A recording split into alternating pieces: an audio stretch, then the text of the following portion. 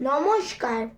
আজকে আমার নিবেদন কবি হিমাংশু দেবনাথের লেখা কবিতা বিলের ডায়েরি।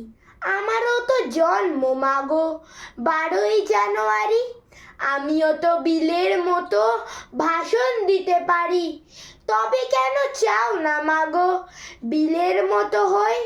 কেন শুধু পড়তে বলো সিলেবাসের বই?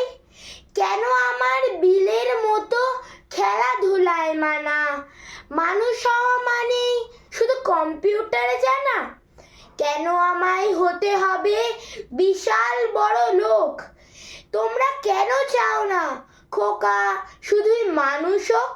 বিল গেটসের তুলনা দাও বিলের কেন নয়?